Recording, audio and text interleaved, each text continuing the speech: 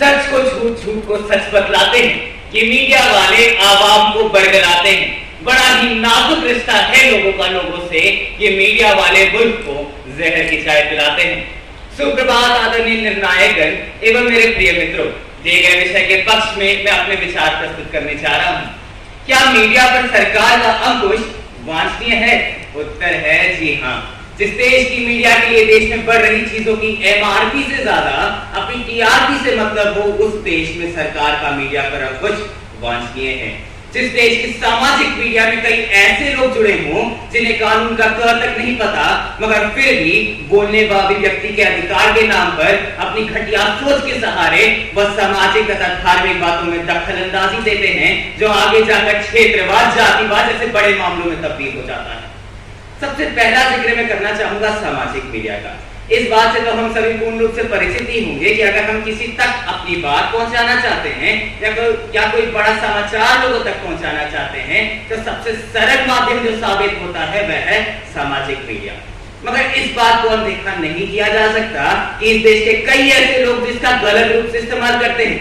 जी हाँ, मेरा तात्पर्य उन लोगों से है जो देशद्रोह का समर्थन करते हैं, जो दंगों का समर्थन करते हैं। वह लोग बड़ी ही सरलता पूर्वक इस देश की आम जनता तक भड़काऊ सामग्री पहुंचा पाते हैं, जिस पर रोक लगाना, जिस पर अंकुश लगाना बेशक वांछनीय है, या कहूं तो अपने शब्दों में अति आवश्यक है। इस देश के कई ऐसे भी लोग हैं जो यह मानते हैं कि सरकार का मीडिया पर अंकुश लगाना उनके मौलिक अधिकारों का हनन करना है, जो कि सत्य नहीं। अगर हम कानून की माने तो कानून में यह बड़े स्पष्ट रूप से लिखा है कि आईपीसी की धारा 153A और 153B के तहत किसी भी जाति, समुदाय अथवा धर्म के विरुद्ध बोलना या लिखना कानूनी अपराध है।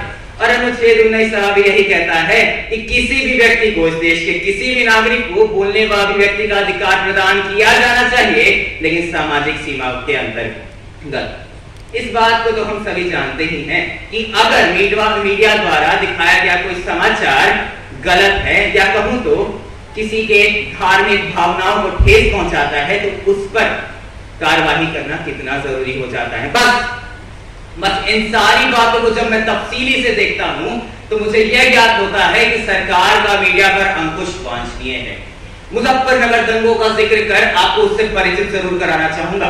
2013 में मुजफ्फरनगर दंगों का नकली वीडियो बना, टेलीविजन मीडिया के माध्यम से लोगों को दिखाया गया, जिस वीडियो के कारण इस देश की तमाम जनताओं के दिलों में भरी विद्रोहजनक भावना को हवा मिली थी, जो कि कतई सही नहीं हुआ। और हाल ही में बिहार में हुए दंगों का भी जिक्र मैं जरूर करना चाहूंगा, जिस कारण बिहार की तमाम राज्यों में, बिहार के तमाम जिलों में 72 घंटों तक इंटरनेट सुविधाएं बंद कर दी गई थी, जिसका एकमात्र कारण यह था ताकि मीडिया के द्वारा, या कहूं तो सामाजिक मीडिया के द्वारा लोगों तक कोई गलत सूचना ना पहुंचाई जा सके।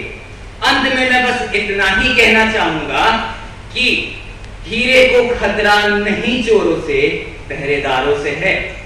हीरे को खतरा नहीं चोरों से, पहरेदारों से है, और इस देश को खतरा नहीं घुसपैठियों से, इन मीडिया वालों से है, इन मीडिया वालों से है। धन्यवाद। जय हिंद, जय भारत।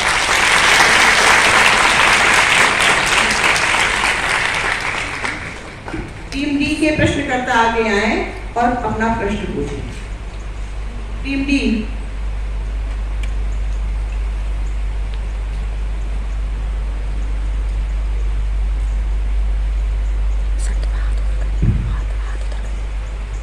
यहाँ पर उपस्थित आप सभी लोगों को मेरा प्रणाम।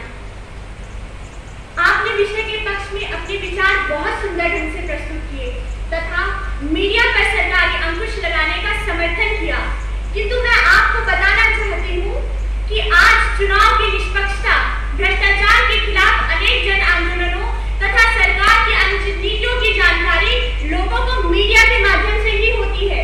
यदि मीडिया की स्वतंत्रता पर सरकार का अंकुश लग गया तो जनता को जागरूक कौन करेगा? इस विषय पर आपके क्या विचार हैं? प्रश्न के लिए धन्यवाद।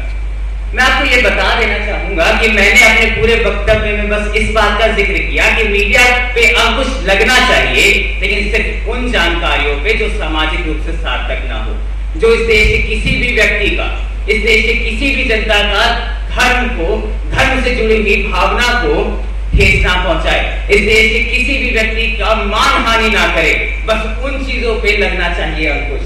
आशा करता हूँ आपको आपका उत्तर मिल गया हो। धन्यवाद। आप सभी को मेरा नमस्कार।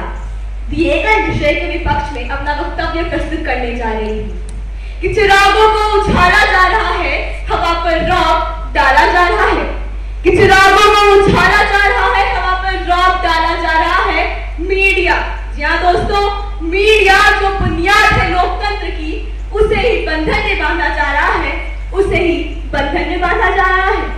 अध्यक्ष महोदय, इस अनंत उदार आकाश की चिंता रहित ज्योतिर्मय प्रशिष्ट ललाट की तेजस्विता लिए भारत देश में जो तंत्र चल रहा है वह है लोकतंत्र। परंतु महोदय, सरकार का इस प्रकार मीडिया पर अंकुश लगाना देश की गरिमा और उसके अस्तित्व पर सीधा प्रहार है। प्रेस की आजादी के मामले में भारत की रैंक 150 पर आ गई है। मैं इस बात से बिल्कुल सहमत हूँ कि मीडिया पर अंकुश लगाना कहीं न कहीं अनिवार्य है, क्योंकि अधिक छूट भी हानिकारक हो सकती है। चाणक्य नीति में पंक्तियां हैं, अतिदानात् वैरद्धातिमानात् सुयोधनः विनष्टो रावण लाल्यादति सर्वत्र वर्जय, अर्थात अति सभी जगह हानिकारक है। परंतु महोदय, इससे यह सिद्ध नहीं होता कि मीडिया पर अंकुश लगाने का अधिकार सरकार को दिया जाए। वर्तमान सरकार द्वारा मीडिया को नियंत्रण में रखने के लिए जो कमेटी बनाई गई, उसमें केवल और केवल विभिन्न मंत्रालयों के मंत्री शामिल थे। इसमें कोई भी डिजिटल मीडिया का प्रतिनिधि शामिल नहीं था। अध्यक्ष महोदय, किसी भी न्यूज चैनल या सोशल मीडिया प्लेटफॉर्म को चलाने में काफी खर्च होता है। यह खर्च अधिकांश रूप से प्रचार से निकाले जाते हैं। 2019 के चुनाव के दौरान करीब 25,000 करोड़ की राशि केवल प्रचार पर खर्च की गई। इस तरह मीडिया वालों के पास अधिकांश राशि सरकार की जेब से आती है। सरकार मीडिया की एक प्रिय ग्राहक बन चुकी है, जिसे निराश करने का जोखिम मीडिया वाले नहीं उठा सकते। इन दायरों में रहकर मीडिया अपनी खबरों को तोड़ मरोड़ कर पेश करता है।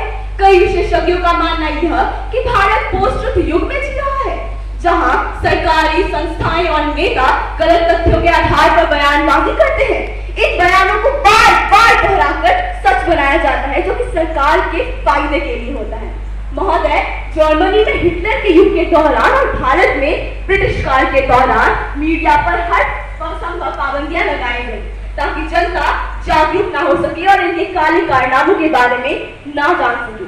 वर्तमान भारत में जब सरकार मीडिया पर अंकुश लगाती है, तो कुछ उसी तरह की प्रतिक्रिया सामने आती है।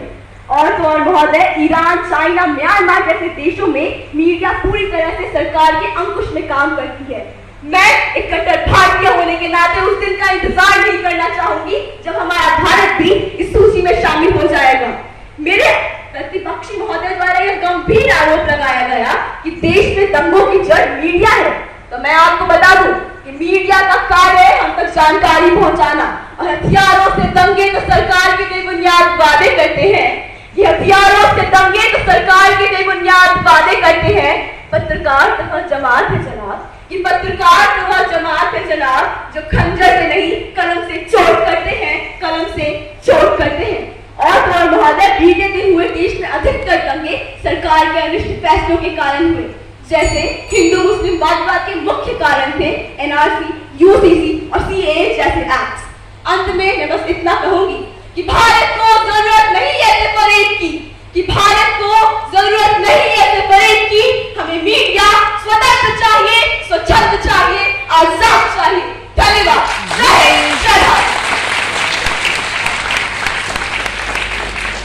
टीम बी के प्रश्नकर्ता आगे आए और इनसे प्रश्न पूछें।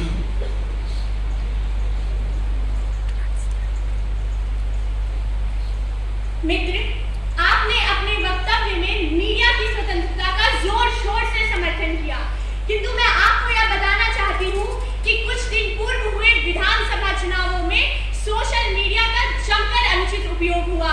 अफवाहों और गलत सूचनाओं को बढ़ चढ़कर प्रचारित किया गया।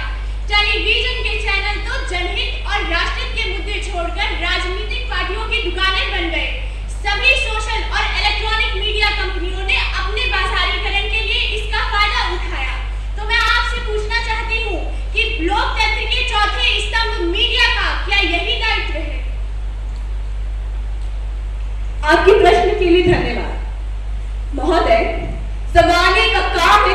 जहर घोलना, कि जमाने का काम है कानों में जहर घोलना, जज्बा होना चाहिए गलत और सही की पहचान करने का। और तो और महोदय, यथा दृष्टि तथा सृष्टि जैसे वाक्यांश से आप परिचित ही होंगे। महोदय, मीडिया का कार्य है हमें एक दृष्टिकोण प्रदान करने का। मीडिया चौथा स्तंभ माना जाता है लोकतंत्र का।